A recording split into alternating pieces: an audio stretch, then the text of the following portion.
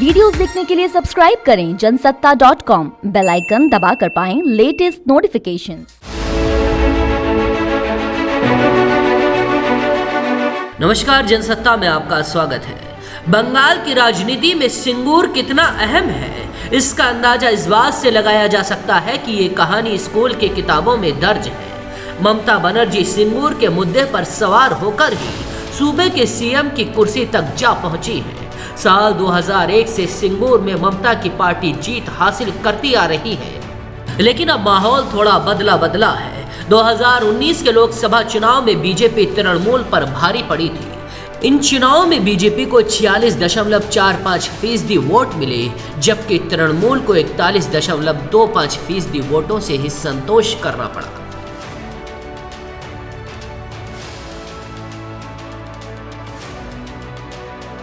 सिंगूर का मुद्दा उस समय सरगर्म हुआ था जब मई 2006 में टाटा मोटर्स ने नैनो प्लांट लगाने की घोषणा की थी। इसी साल ममता ने इसके विरोध में स्वर बुलंद करने शुरू कर दिए थे और इस विरोध को एक आंदोलन का रूप दे दिया था। ममता ने विरोध स्वरूप साइट के पास में धान की पौध रोप दी थी। जनवरी 2007 में टाटा मोटर्स ने निर्माण शुरू कराया तो ममता ने कोलकाता में भूख हड़ताल शुरू कर दी। अगस्त से प्रोजेक्ट साइट के नजदीक धरना दिया जा रहा था। अक्टूबर 2008 में टाटा ने सिंगूर से जाने का फैसला किया। 2011 में ममता बंगाल की सीएम बन गई। इसके बाद जून में Singur land rehabilitation bill pass करा दिया गया। कोलकाता हाई कोर्ट ने इसे असंवैधानिक करार देकर इस पर रोक लगा दी। विरोध में ममता सरकार सुप्रीम कोर्ट चली गई और वहां फैसला उनके फेवर में आया। सुप्रीम कोर्ट ने कहा किसानों की जमीन वापस लौटाई जाए। फिलहाल साइट की 997.11 एकड़ जमीन लगभग उजाड़ है।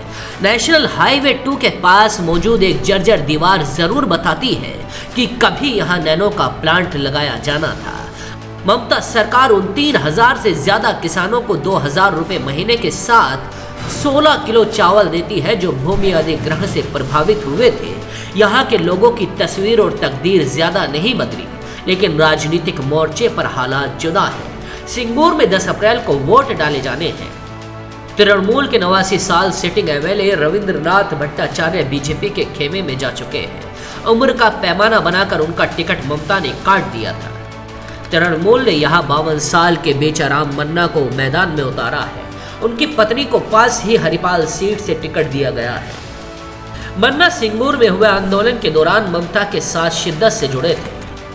तृणमूल फिर से किसानों और जमीन को लेकर बात कर रही है तो बीजेपी का वादा है कि वह एहतियात बरतते हुए सिंगूर में उद्योग लाने की कोशिश करेगी। 2001 से ये सीट तृणमूल कांग्रेस के पास है।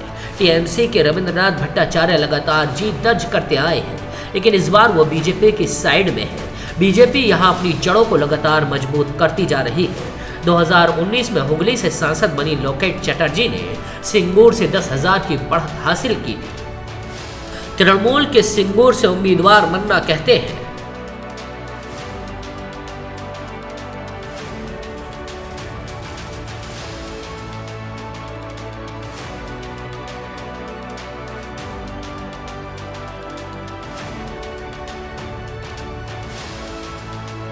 उधर बीजेपी में जा चुके भट्टाचार्य इस बात पर हैरत जताते हैं कि 80 पार लोगों को ममता ने इस बार टिकट न देने का फैसला किस आधार पर किया।